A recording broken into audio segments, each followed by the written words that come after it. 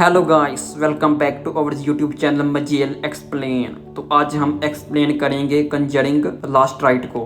Conjuring franchise की नौवीं film last right मूल रूप से एड और लोरेन की आखिरी इन्वेस्टिगेशन पर केंद्रित है और स्मर्ल हंटिंग पर आधारित है, जिसने अंततः इस कपल को उनके खतरनाक प्रोफेशन से हटने के लिए मजबूर कर दिया। ये आखिरी थ्रेट उनकी बेटी जूडी को निशाना बनाता है, जो फ्रेंचाइज में परिवार और विश्वास के महत्व को एक बार फिर सबसे आगे लाता है। ये फिल्म एक चक्कर पूरा करती है क्योंकि इसका नतीजा वॉर्न और उनके पुराने दुश्मन के बीच एक नाटकीय टकराव होता है, जो कम से कम इस आइकॉनिक फैमिली के लिए सबसे अच्छा अंत देता है। तो बिना टाइम वेस्ट किए चलिए शुरू करते हैं हमारी एक्सप्लेनेशन। फिल्म की शुरुआत एक पुराने फ्लैशबैक से होती है, जो एड और लोरेन वॉर्न के शुरुआती मामलों में से एक दिखाया जाता है। उन्हें एक अजीब सी छोटी दुकान पर बुलाया जाता है, जहां एक एंटीक मिरर अपनी परछाई से ज्यादा अंधेरी चीज छिपाता हुआ लगता है। जैसे ही वॉर्न्स गहराई में जाते हैं, एक दानवीय शक्ति बाहर निकलने की कोशिश करती है, जो दुकानदार और उसकी बेटी को टेरराइज्ड कर देती है। तनाव और बढ़ जाता है जब लोरेन अपने बच्चे को मौत के कगार से वापस खींचने के लिए संघर्ष करती है। अब जब वह स्पष्ट रूप से हिल चुके होते हैं, ये कपल एक कठिन फैसला करते हैं, मिरर की परवाह ना करने का। लेकिन उन्हें एहसास नहीं होता कि आने वाले सालों में यही फैसला उन्हें कितना सताएगा।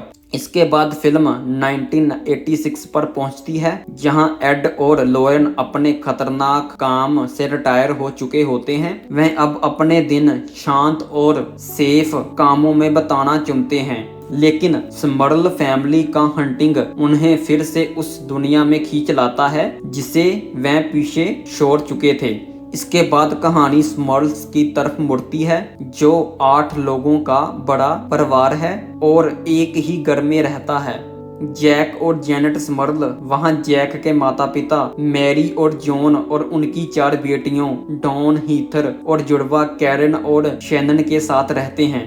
हीथर के जन्मदिन पर उसके दादा जॉन उसे एक बड़ा मिरर तोहफे में देते हैं, जिसे परिवार बिना सोचे समझे घर में टांग देता है। लेकिन कुछ ही समय बाद हीथर के कन्फर्मेशन के दौरान रसोई की छत से एक लाइट अचानक गिर जाती है, जो बाल बाल उसे लगने से बच जाती है। थोड़े समय बाद जेनेट और लड़कियां अजीब सी आवाजें सुनने लगती हैं, गलियारों में काले साए घूमते देखती हैं और डरावनी घटनाओं की एक बढ़ती श्रृंखला का सामना करती हैं, जिन्हें समझाना या नजरअंदाज करना मुश्किल होता जाता है। ये सारी गड़बड़ियां मिरर से जुड़ी लगती हैं, जिससे 2 बड़ी बेटियां इतनी परेशान हो जाती हैं कि एक रात वह उसे सीक्रेटली छुटकारा पाने की कोशिश करती हैं, इस उम्मीद में कि उनका घर उस बुराई से मुक्त हो जाएगा जो अंदर जड़ें जमा चुकी है। दुर्भाग्यवश इससे स्मर्ल घर के अंदर का आतंक और बढ़ जाता है, क्योंकि एक रात मिरर सीधा डॉन पर हमला करता है और उसके शरीर में कांच के टुकड़े घुस जाते हैं, जिससे वह गिर जाती है और खून खांसने लगती है। यह भयानक दृश्य पूरे परिवार को हिला देता है। इस बीच जैक अपने खुद के नाइटमेयर्स का सामना करता है, जब वह दानवीय शक्ति उसे सबसे हिंसक तरीके से सेक्सुअली असोल्ट का शिकार बनाती है। जब उनके घर में कोई शांति नहीं बचती और कोई स्पष्ट जवाब नहीं मिलता, स्मर्ल्स आखिरकार हताश होकर पब्लिक में इस हॉन्टिंग को उजागर करने का फैसला करते हैं, इस उम्मीद में कि उनकी कहानी साझा करने से उन्हें मदद मिलेगी या कम से कम किसी तरह की मान्यता मिलेगी। इसी बीच कहानी फिर से वॉर्न की ओर लौटती है और जूडी का बॉयफ्रेंड टोनी स्पायर उसे प्रपोज करता है, लेकिन जूडी बिल्कुल भी सहज नहीं है, क्योंकि उसकी साइकिक शक्तियां पहले से कहीं ज्यादा मजबूत होने लगी हैं, जिससे उसके माता पिता और भी ज्यादा चिंतित हो जाते हैं। उसे बार बार डरावने दृश्य सताने लगते हैं। एनाबेला की अजीब कांच जैसी आंखें उसे घूरती रहती हैं और एक दानवीय औरत उसे मिरर ड्रेसिंग रूम में घेर लेती है, जब वह अपनी वेडिंग ड्रेस पहनकर देख रही होती है। इसी समय फादर गॉर्डन स्मर्ल्स की मदद करने की कोशिश करते हैं और वार्न से समर्थन मांगते हैं, लेकिन एड और लॉरेन रिटायर हो चुके होते हैं, इसलिए वह उनकी मदद करने से मना कर देते हैं। गॉर्डन फिर पेंसिल्वेनिया जाते हैं स्कैटन डिसोइसिस से मदद लेने, लेकिन रास्ते में उन्हें दानव बेरहमी से हमला करता है और नतीजतन वह अपनी जान ले लेते हैं। इसके बाद फादर गॉर्डन के फ्यूनरल में जूडी उसका कॉफिन छूती है और उसे एक डरावना विजन आता है। वह तुरंत समझ जाती है कि पेंसिल्वेनिया में उसकी मौत कैसे हुई थी और बिना अपने माता पिता को बताए अकेले ही उस घटना की जांच करने का फैसला करती है। जब एड और लॉरेन को पता चलता है कि उनकी बेटी गायब है, वो घबराकर उसकी तलाश शुरू करते हैं और आखिरकार सीधे स्मर्ल हाउस पहुंच जाते हैं। वहां बढ़ते हुए डरावने माहौल के बीच जूडी उनसे विनती करती है कि वह आखिरकार दखल दें। तो भले ही वह पहले अनिच्छुक थे, लेकिन रिटायर हो चुके जे पैरानॉर्मल इन्वेस्टिगेटर्स के पास अपनी बेटी की गुजारिश मानने के अलावा कोई और चारा नहीं बचता। जैसे ही वॉन्स फिर से लड़ाई में खींचे जाते हैं, स्मर्ल हाउस के भीतर की गड़बड़ियां और भी भयानक लेवल तक पहुंच जाती हैं। धीरे धीरे जूडी खुद को स्मर्ल हाउस की ओर खिंचता हुआ महसूस करती है, जैसे अंदर कुछ उसे पुकार रहा हो। जब वॉरेन्स अपनी जांच शुरू करते हैं, माहौल घुटन भरा हो जाता है क्योंकि चीजें खुद ब खुद हिलने डुलने लगती हैं। कमरे में सहरन पैदा करने वाली फुसफुसाहट गूंजती है और दीवारें तक डर से सांस लेती हुई लगती है। और इन सब के बीच केंद्र में है वही मिरर, जिसकी उपस्थिति शुद्ध बुराई फैला रही है। सबको एहसास होता है कि स्मर्ल हाउस में हो रही सारी बुराई का असली स्रोत वो मिरर ही है। इसके अलावा जूडी, जो अब बड़ी हो चुकी है और स्पिरिचुअल एनर्जी से ज्यादा जुड़ी है, वह इस अंधकार को महसूस करने के बाद श्रापित मिरर की ओर सबसे ज्यादा खींचने लगती है। सीढ़ियों में ऊपर की ओर खींचते हुए जूडी खुद को एटिक में पाती है, जहां मिरर मानो उसका इंतजार कर रहा हो और अपनी शक्ति से उसे फंसा रहा हो। तभी अचानक उस पर एनाबेल डॉल हमला करती है, जो अपनी राक्षसी रूप में बदलकर जूडी पर पूरी ताकत से टूट पड़ती है। जैसे ही रात होती है, मिरर में मौजूद आत्मा और भी साहसी हो जाती है और भयानक ताकत से स्मर्ल घर पर छा जाती है। वह जूडी को निशाना बनाती है, उसके शरीर पर कब्जा करने की कोशिश करती है, लॉरेन को बेसमेंट में फंसा देती है और जब टोनी और एड मिरर को कार में ले जाने की कोशिश करते हैं तो टोनी को बाहर ढकेल देती है। उनके लिए डरावनी बात ये होती है कि उनकी सारी कोशिशें बेकार जाती है। चाहे वह मिरर को जितनी दूर ले जाने की कोशिश करें, वह रहस्यमयी तरीके से फिर से एटिक में प्रकट हो जाता है, मानो उसे कभी छुआ ही ना गया हो। जैसे जैसे मिरर का कब्जा घर पर मजबूत होता जाता है, अंतिम लड़ाई एक तनावपूर्ण और दिल तोड़ देने वाले टकराव की ओर बढ़ती है। और जब कोई और विकल्प नहीं बचता तो लॉरेन अपनी साइकिक एबिलिटीज की गहराई में जाती हैं और जूडी के साथ मिलकर telepathic mind to mind showdown में उस दानव का सामना करती हैं, जो उनके पूरे परिवार पर कब्जा करना चाहता है। यह सीन चरम पर पहुंचता है जब जूडी और लॉरेन अपने अटूट बंधन से मिरर को तोड़ देती हैं और एक अलौकिक रोशनी की चमक से उस दानवीय शक्ति को घर से बाहर निकाल देती है।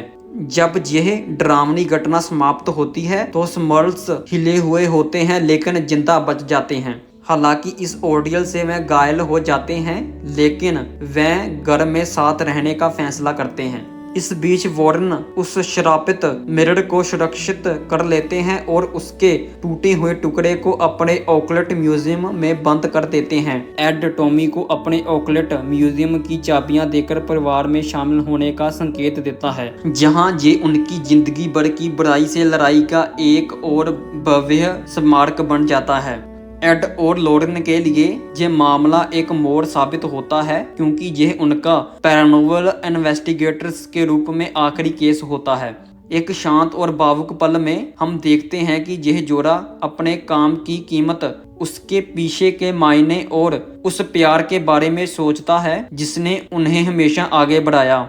ये इमोशनल क्लोजर एक हंटिंग के अंत की बजाय उनके करियर और वॉरेन्स द्वारा छोड़ी गई अद्भुत विरासत को अलविदा कहने जैसा ज्यादा महसूस होता है। लॉरेन की अनुभवी पैरानॉर्मल एबिलिटीज ने उसे जल्दी ही समझने दिया कि परिवार के साथ वास्तव में क्या हो रहा था। इस मॉडल का हाउस उस फार्मलैंड पर बना है जहां कभी एक बड़ा हादसा हुआ था। जाहिर होता है कि ये पूरा ड्रामा एक जंगली पीड़ित औरत के इर्द गिर्द घूमता था जिसने एक बार अफेयर किया और इसने उसके पति को पागल कर दिया। उसका पति उसके पीछे शॉटगन लेकर भागा जबकि वह अपनी सास के साथ बेसमेंट में छुप गई और जब उस आदमी ने उसे ढूंढ लिया तो उसने दोनों को मार डाला। लेकिन लॉरेन ये भी बताती है कि ये तीन आत्माएं बस एक मुखौटा है क्योंकि इसके पीछे और भी ज्यादा बुरी शक्ति काम कर रही थी और उसका एक गुप्त मकसद था। अब हम जानते हैं कि वह बेकार की बातें नहीं कर रही थी क्योंकि वॉरेन ने अपने करियर की शुरुआत में ही असली बुराई का सामना किया था। उस सीन में जो हमने फिल्म की शुरुआत में देखा था जब एक बुरी आत्मा ने उसी मिरर के जरिए प्रेग्नेंट लॉरेन पर हमला किया और लगभग उसकी न्यू बॉर्न बेबी गर्ल को मारने की कोशिश की थी। भले ही उन्होंने मिरर हटा दिया हो, बुराई वॉरेन का पीछा नहीं छोड़ती और अब वह स्मॉल हाउस की हॉन्टिंग के जरिए जूडी के पीछे थी और इसी वजह से लास्ट राइट के अंत में उसने थोड़ी देर के लिए उस पर कब्जा भी कर लिया था। फिल्म फिर जूडी और टॉमी की शादी पर कट होती है जहां हम उन सभी किरदारों को देखते हैं जिन्हें वॉरेन ने पिछली फिल्मों में मदद की थी। रिसेप्शन के दौरान जब लॉरेन एड को अपने भविष्य के विजन के बारे में बताती है जिसमें जूडी के बच्चों के दादा दादी और जहां तक कि परदादा परदादी बनना शामिल हैं, फिर अपनी जानकारी को आने वाली पीढ़ियों तक पहुंचाने के लिए किताब लिखना और भी कई रोमांचक अनुभव करना और बहुत से लोगों की मदद करना शामिल हैं। द कंजरिंग लास्ट राइट का पोस्ट क्रेडिट आइकॉनिक कपिल को ट्रिब्यूट देता है जिसमें एड वॉरेन की आखिरी तस्वीर दिखाई जाती है कंजरिंग मिरर के साथ जिसने फिल्म को प्रेरित किया। हालांकि असली जिंदगी में वॉरेन कई कारणों से विवादित रहे लेकिन फिल्म सीरीज ने हमेशा उन्हें सुपर दानवी शक्तियों से लड़ते हुए हीरो की तरह दिखाया है। इसलिए वॉरेन का आखिरी सम्मान स्क्रीन पर कुछ और शब्दों के साथ खत्म होता है जिसमें बताया जाता है कि एड को 74 साल की उम्र में स्ट्रोक आया था और लॉरेन उसकी जिंदगी के आखिरी 5 साल तक उसकी देखभाल करती रही जबकि वह खुद 92 साल की उम्र में मरी। एंड क्रेडिट्स में हम उस कपल का अंतिम उपसंहार देखते हैं जिसमें उनकी तस्वीरें और फुटेज होती हैं जहां असली कपल चैट शोज और न्यूज में दिखाई देते हैं और पैरानॉर्मल मदद की जरूरत वाले लोगों की मदद करते हैं। आखिरी शॉट में एड की एक आखिरी तस्वीर दिखाई जाती है उन चीजों के बीच जो उन्होंने इकट्ठा की थी जो ये दर्शाता है कि उनकी जिंदगी और कहानियों ने लोकप्रिय संस्कृति पर कितना गहरा असर डाला। मुझे लगता है कि लास्ट राइट के क्रेडिट और पोस्ट क्रेडिट का इस्तेमाल करके उन्हें एक खुशहाल अंत दिया गया है और अब हम आखिरकार फ्रेंचाइजी की नई कहानियों पर आगे बढ़ सकते हैं। क्या आप लोगों ने कॉन्जरिंग की आखिरी फिल्म देखी है? अगर हाँ तो हमें अपने विचार और राय नीचे कमेंट बॉक्स में बताएं। अगर ये वीडियो अच्छी लगी हो तो चैनल को सब्सक्राइब कर लेना और इस वीडियो को लाइक कर देना और हम मिलते हैं नेक्स्ट वीडियो में। बाय।